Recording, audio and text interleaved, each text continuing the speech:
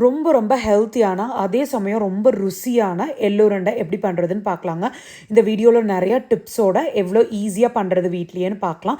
Kids snacks பாக்ஸ்க்கு இல்லை பெரியவங்க சாப்பிட்றதுக்கு அவ்வளோ சூப்பர் டேஸ்ட்டாக இருக்குங்க. ரொம்ப நாள் வந்துட்டு கெட்டும் போகாது. இப்போது இது பண்ணுறதுக்கு வந்துட்டு இந்த டம்ளரில் வந்துட்டு எங்கள் அம்மா கருப்பெல் எடுத்திருக்காங்க. 3 டம்ளருக்கு கருப்பெல் எடுத்திருக்காங்க. இதை வந்துட்டு நல்லா கொஞ்சம் ட்ரை ரோஸ்ட் பண்ணிக்கலாம். நல்லா பட்டு பட்டுன்னு வெடிக்குங்க. அந்த அளவுக்கு நீங்கள் ரோஸ்ட் பண்ணி எடுக்கும்போது நல்லா வாசனையும் வரும். அதை வந்துட்டு தனியாக ஒன்றில் ட்ரான்ஸ்ஃபர் பண்ணி வச்சுக்கோங்க.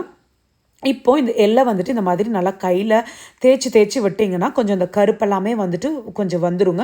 நீங்கள் ரொம்ப கம்ப்ளீட்டாக அந்த கருப்பை ரிமூவ் பண்ணணும்னு இல்லை, ஆனால் கொஞ்சம் வந்துட்டு இது பண்ணும்போது தான் அந்த எள்ளுருண்டையில் வந்துட்டு அந்த கசப்பெல்லாம் தெரியாமல் ரொம்ப டேஸ்ட்டாக இருக்குங்க. இப்போ இது பாருங்களேன், நான் தேய்ச்சி காட்டுறேன் பாருங்களேன். அது பண்ணுறக்கெல்லாம் ரொம்ப கஷ்டம் இல்லைங்க. அது ரொம்ப இப்படி நீங்கள் லைட்டாக தேய்ச்சிங்கனாலே அது வந்துடும். இப்போ அந்த வந்துட்டு அந்த பிளாக்கை ரிமூவ் பண்ணுறதுக்கு அதை நல்லா இப்படி புடச்சி எடுத்துக்கலாங்க. இப்போ பாருங்கள், புடச்சி எடுத்ததுக்கப்புறம் இந்த மாதிரி தாங்க இருக்கும். இப்போ வந்துட்டு அதே டம்ளரில் வந்துட்டு 3 டம்ளருக்கு ரோஸ்ட் பண்ணின கடலமுத்து எடுத்துக்கலாங்க. அதை இந்த மாதிரி மிக்சியில் போட்டு இந்த மாதிரி பொடிச்சு எடுத்துக்கலாம். அதுக்கப்புறம் அதே மாதிரி இந்த எல்லையும் போட்டு இந்த மிக்சியில் அடித்து இந்த மாதிரி இந்த ஸ்டேஜில் பொடிச்சு எடுத்துக்கலாங்க. இப்போ இது ரெண்டையும் கலக்கிக்கலாம்.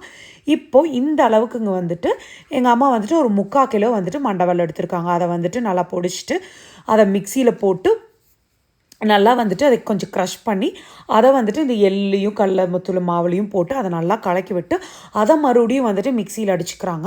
அதுக்கப்புறமா வந்துட்டு அதை ஒரு பெரிய பாத்திரத்தில் போட்டு நல்லா கலக்கி விட்டுட்டு இந்த மாதிரி நீங்கள் பிடிச்சிங்கனாலே நல்லா இந்த மாவு நல்லா உருண்டை பிடிக்க வருங்க. இப்போ பாருங்கள், நீங்கள் பெரிய குவான்டிட்டியில் பண்ணும்போது நீங்கள் எந்த பாத்திரத்தில் போட்டிருக்கீங்களோ அந்த பாத்திரத்தில் ஒரு ஓரத்தில் நல்லா அமுத்தி வச்சிட்டிங்கன்னா அது ட்ரை ஆகாது.